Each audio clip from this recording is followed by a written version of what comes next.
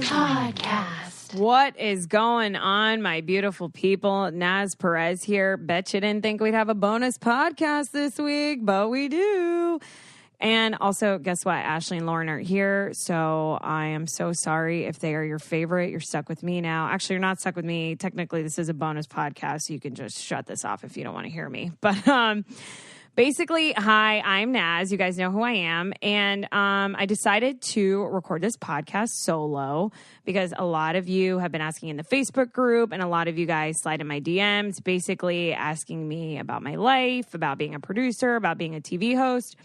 So I figured I'd sit down and just tell you guys what I think. But also, like, isn't it just so weird that I'm in my room talking into a microphone by myself, but so many people are going to hear this, and I haven't even met like 90% of you, which is isn't that so weird? I swear to God, I'm not high or drunk. It's just technology is so mind-boggling. It's so cool. I wish I could meet all you guys. I really do.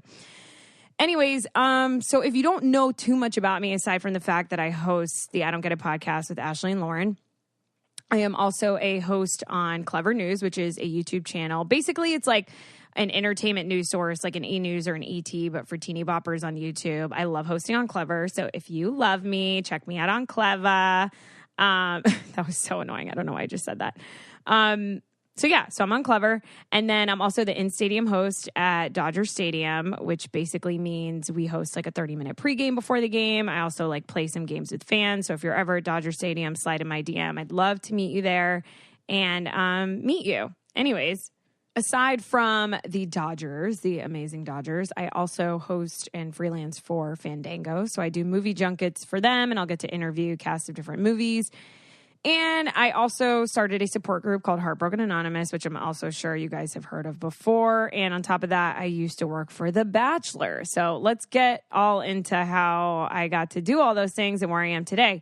But before I kind of start my story, I want to, and this is what I say when I go speak at colleges and universities, is I want to preface this with the fact that Marissa Mayer has this quote. She was the former CEO of Yahoo and just a badass female. And I don't know what the exact quote is, but she basically says, I always did something I wasn't fully ready to do. And I think those uncomfortable moments where you do something that you're not really ready to do, those are the aha moments. And those are the moments where you grow the most.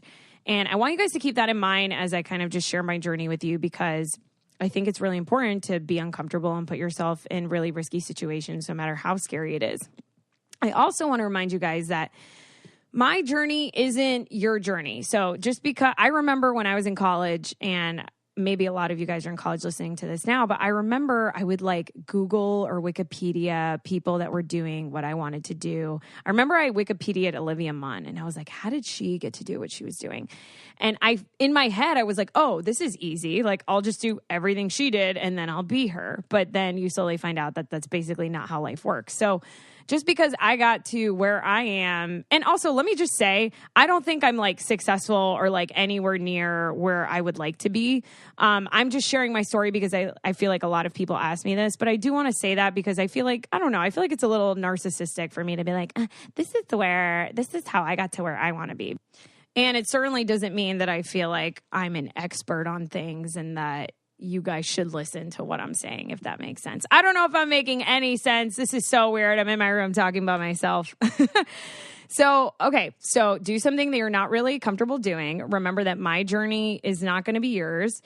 And also, if there's any quote that I can give you that I am telling you, it's basically, fuck it. Like, just fucking risk it all. You have nothing to lose. You only live once. No matter how healthy you eat, no matter how much you exercise, no matter if you fall in love or not, if you go for the job you want or not, we're all going to die. So you might as well just kind of do what you want to do and fuck what everyone says.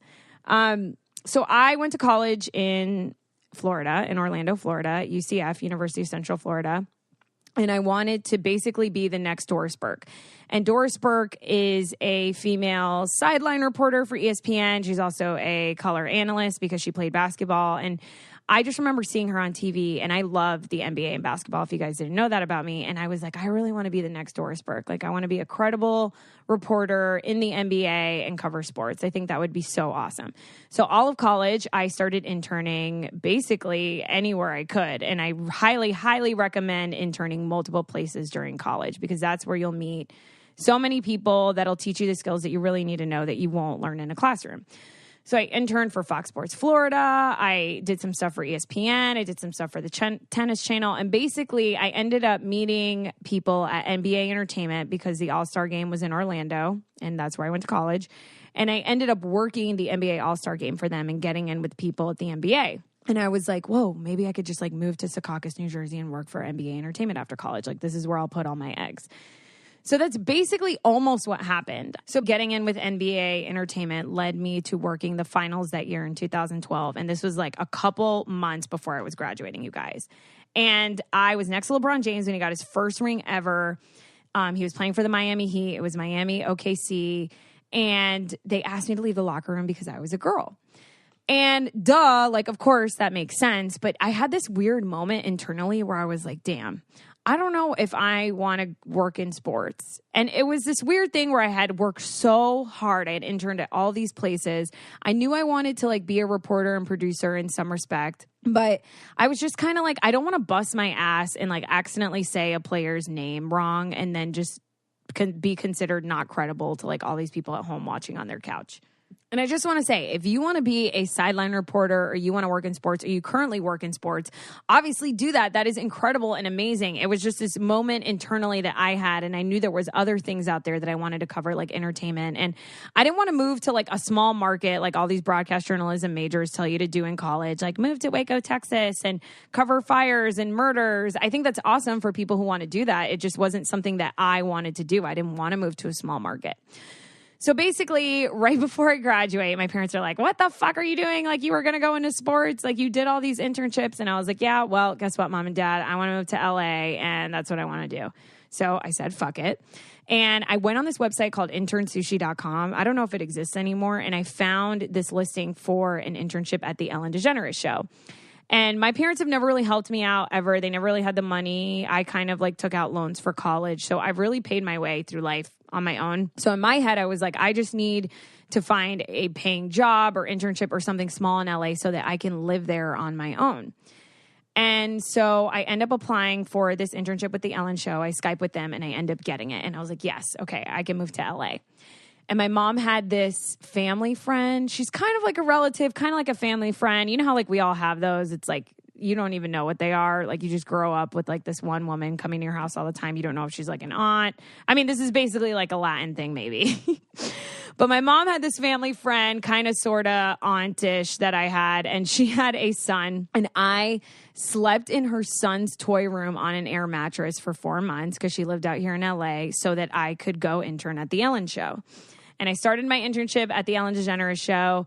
And I basically busted my ass because I was like, I need to make sure that they know that I'm a hard worker and basically I wanted them to hire me because I was like, if they hire me, then I don't have to worry about finding another job and I don't have to worry about potentially moving back home. So within 3 weeks, you guys, and I really, really want to stress it, like you just have to be the hardest working person in the room. And granted, I also want to mention that I took an internship out of college after I had done all these internships and I busted my ass and I could have gotten a real job out of college. I think it's important to share that because so many people that are in college are like, what real job am I going to get? Like, I just have this degree. I better make sure I get something good.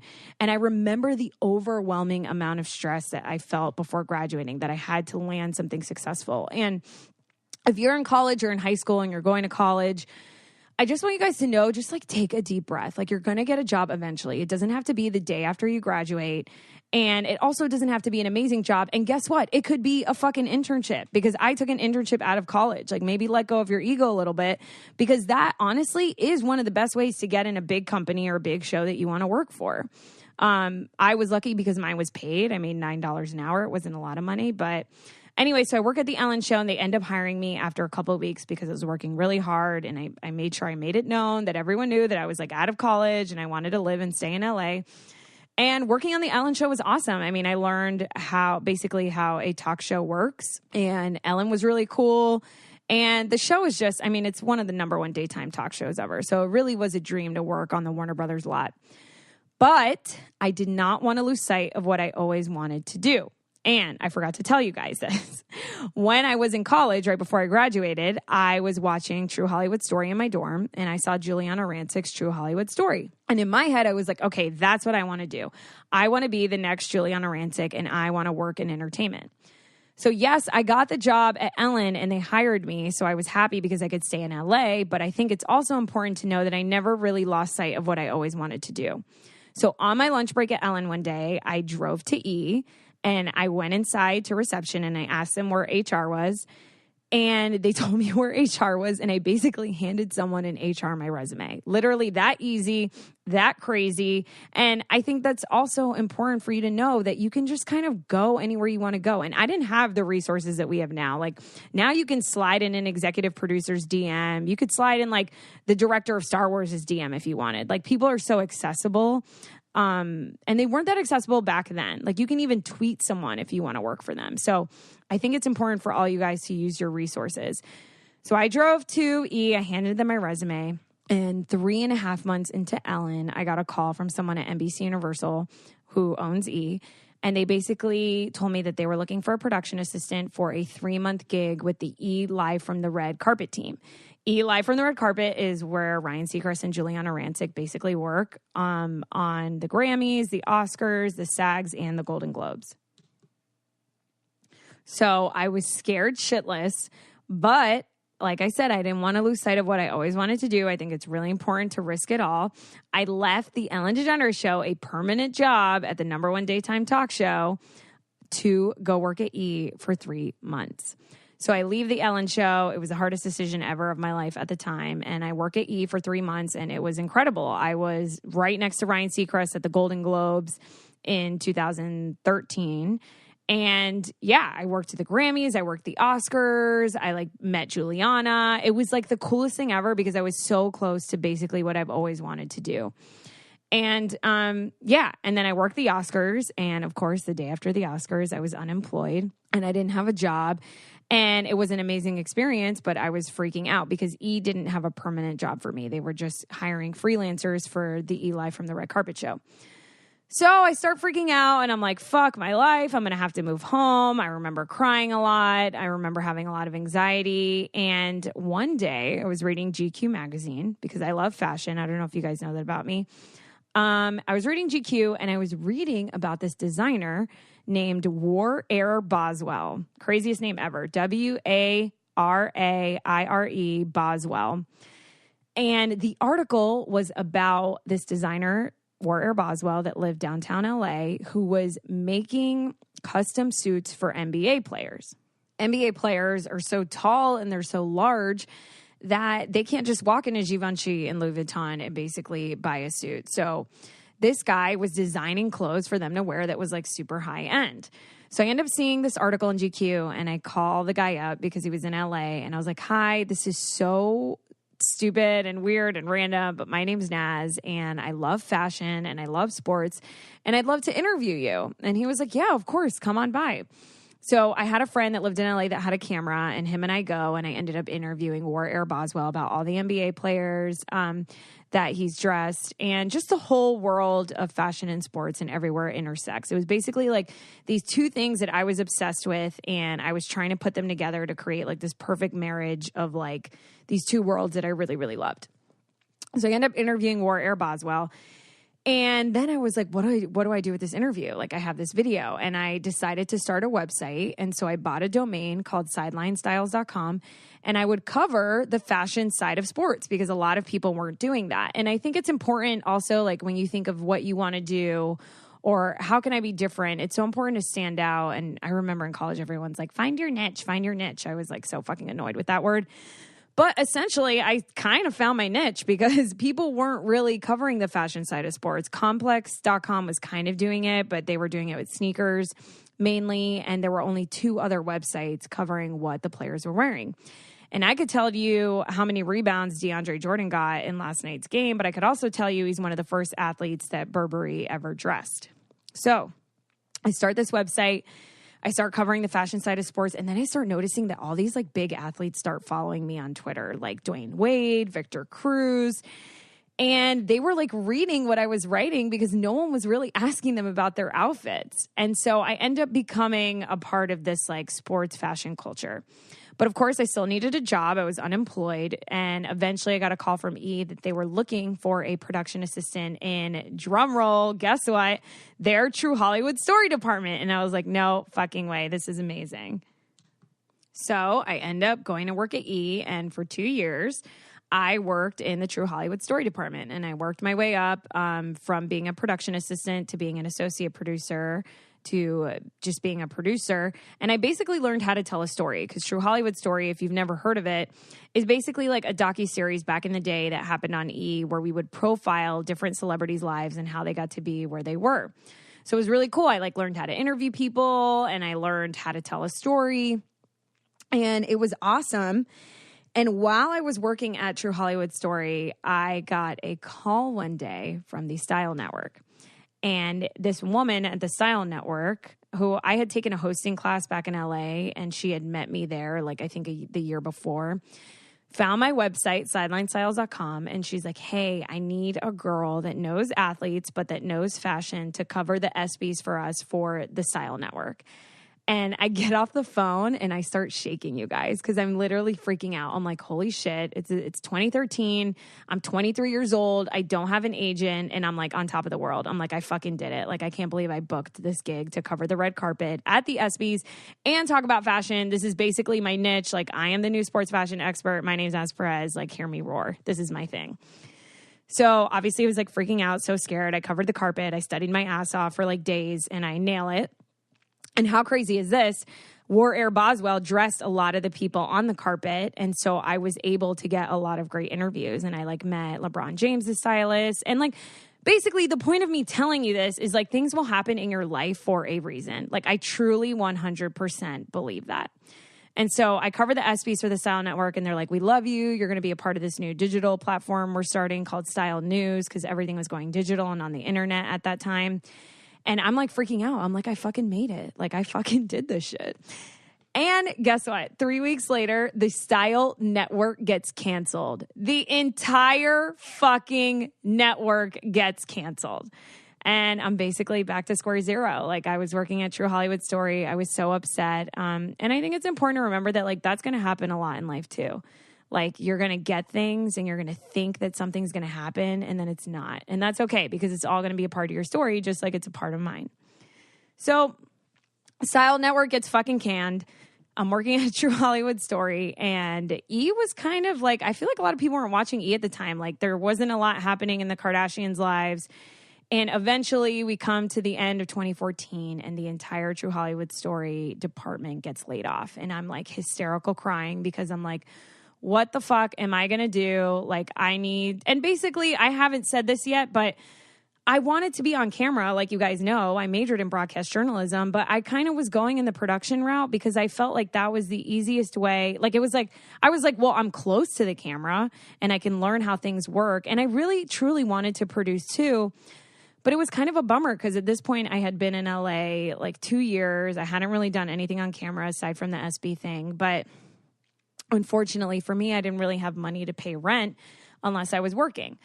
So in my head, I was like, okay, well, I need to get a job in reality TV because there's a shit ton of reality TV shows. And if I learn how to work on a reality show, then I'll always have a job because there's so many reality shows going on in LA. So I started thinking of what reality shows I want to work for. And the only one I ever really watched was The Bachelor. Why? Because I had never had a boyfriend, still haven't had one till this day. You guys know that. And I've always been fascinated by the concept of love. Like love, just, I don't know. I love rom-coms, how people fall in love, why people fall in love, how it motivates people to do certain things, like move across the country or root for a certain sports team. It's just so fascinating. I truly feel like love is the closest thing to magic that we have in life. So as corny as it sounds, and I love to travel, I was like, I got to get a job on The Bachelor. So this is where things get interesting because everyone always wants to know, how did you get your job on The Bachelor? So when I was in college in Orlando, I worked one gig for this Miami film company, and it was a Zumba convention. If you guys don't know what Zumba is like this like dance workout. I mean, you guys fucking know what Zumba is. So I worked this Zumba convention that was going down in Orlando, and I make friends with this camera guy, and this camera guy ended up moving to LA the same time I did right after college. And his name's Condi. He's always been my friend. And we actually only saw each other in LA like once. And I remember when I got laid off from E, he like wanted to get lunch. And in my head, I was like, everyone always wants to get lunch. Everyone always wants to know how they can get a job somewhere. And I think it's also important to remember that you should keep in contact with a lot of people, because I end up getting lunch with Condi. And he's like, well, what's going on? I'm like, I don't know. I don't really have a job anymore. Like, I need a job. I really want to work on The Bachelor. And he was like, well, I live in the same building as the line producer from The Bachelor. I was like, no way. I was like, can you like help me get drinks with him, set up a meeting? So I ended up getting drinks with the line producer, and him and I hit it off. He was really awesome, and we bonded over sports. And he was like, all right, I'll get you a meeting with the executive producer. So he gets me a meeting with a man named Pete Scalatar, who is one of my mentors and I consider like a father figure in life. And I end up meeting with Pete, and I was like, listen, I've never worked on a reality show ever. I love the show. These are all the ideas I have to work on the show. These are all the reasons why I love the show. And I would really love if you would just give me a chance. And I think when you go into interviews, you should always, like, even if you're not qualified for a certain job, you should never just say like, yeah, I don't know that. You should like always phrase things like, well, what I lack in this department of knowledge, I can make up for with this. And that's basically what I've done in like every interview ever, because I was like, listen, like I don't have experience, but I promise you, like I am a huge fan and I feel like I could contribute in this way. And, you know, I'm cool as fuck. I'm a millennial. Like you need me, dude, which is also how you should go into job interviews. So Pete and I end up hitting it off. And a week later, Pete brings me in. I meet with other executive producers like Alon, and I had a mutual friend with Alon, which helped as well. So basically it sucks, but nepotism really helps you out. And nepotism is basically like getting something because you know someone. And just keep in mind, I didn't really know these people. I think the more you work, the more you'll meet people and you'll network, and things will just work out that way. Life is weird that way.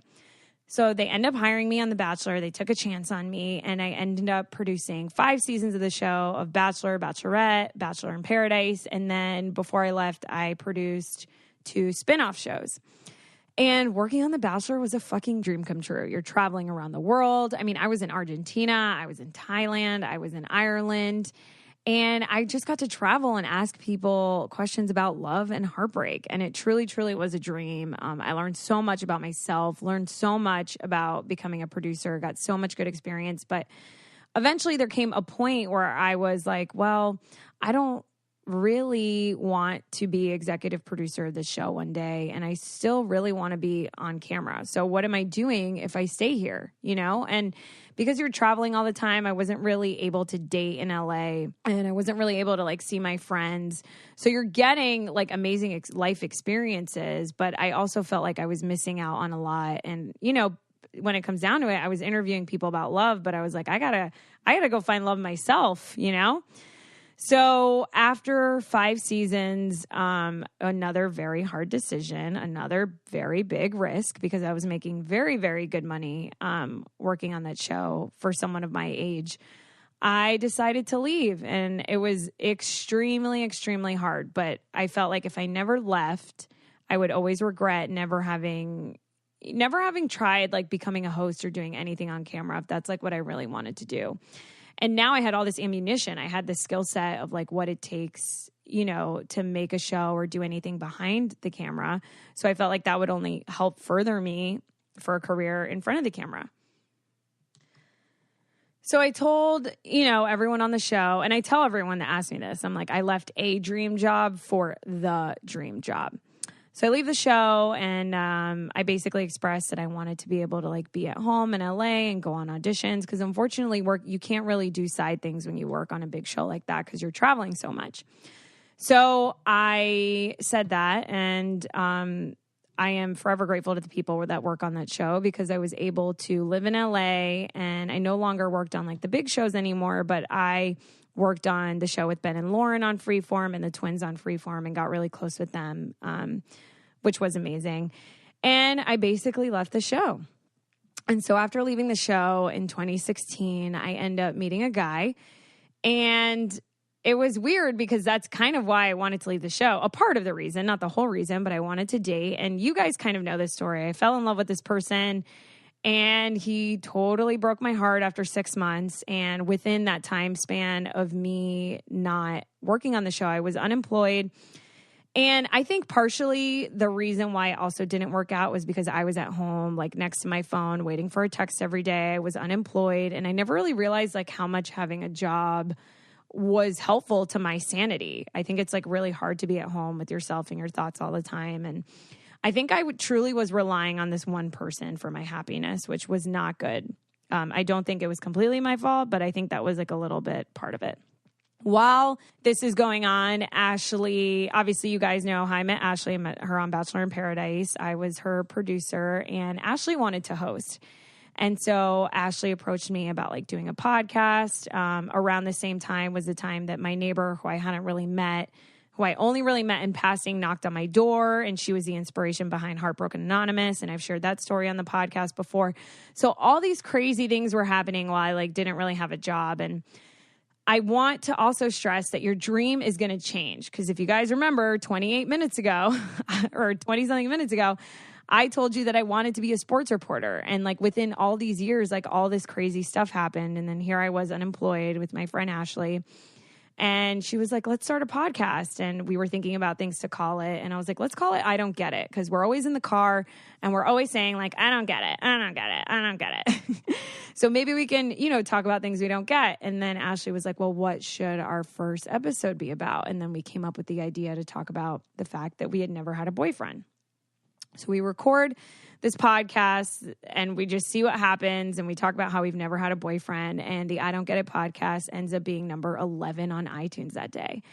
And I mean, you guys know it's all thanks to you because you listen. But I share this with you because never in my wildest dreams did I ever think my shitty love life would be a part of my brand and who I am and would be so relatable. And I think it's important to think about like what you go through and what you experience that is relatable to you and how you can put that into work as to like who you are and what your brand is. Because at the same time, I started Heartbroken Anonymous, and I'm just like, how in the fuck did my shitty love life become a part of like so many things that I do? But it is who I am.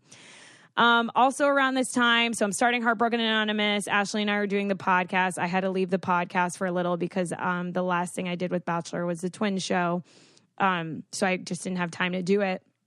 And so then I get back, we're doing the podcast, I start Heartbroken Anonymous, and then I have an audition with the Dodgers. And I heard that the Dodgers needed someone, so I basically got in with them, called them a bunch of times, was extremely persistent, got an audition with them. And just so you know, baseball is not my forte. Like basketball was way more of my sport that I was an expert on.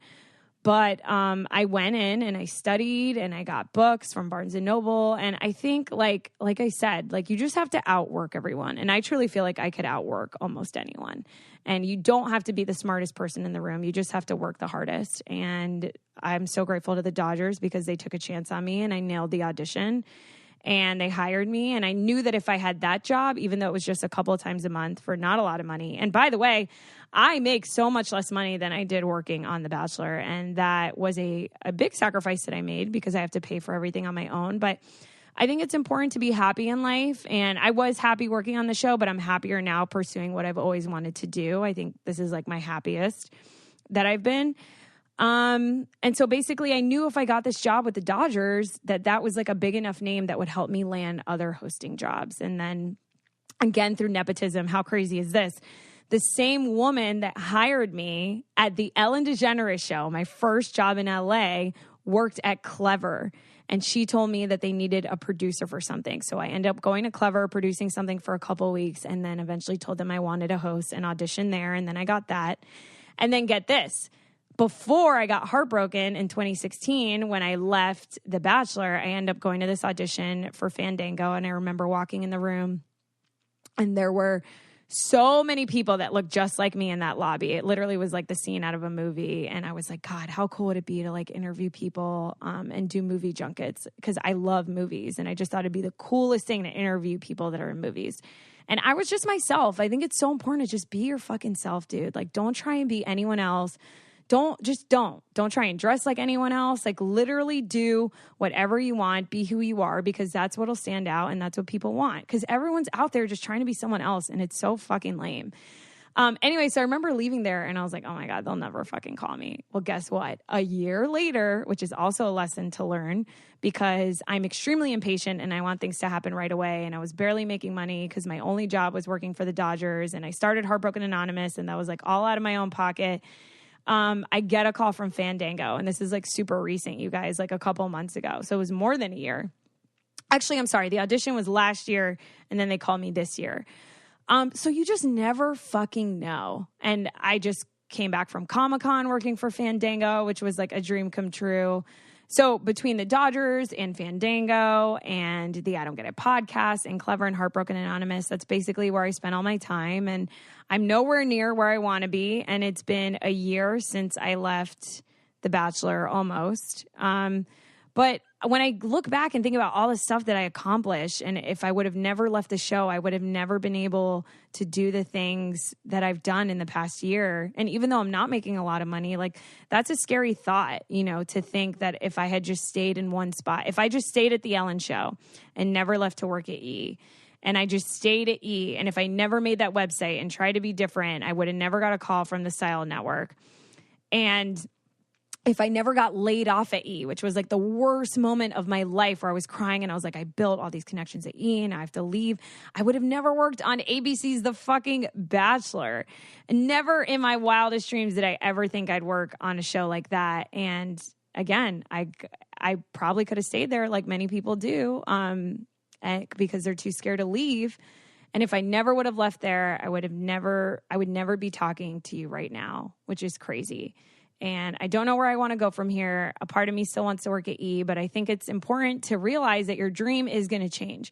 So whatever your dream is today, it's most likely probably going to change. And a lot of shit's going to fall through. And that's fucking okay, because a bigger, better door is going to open, and you won't know it in the moment, but it will.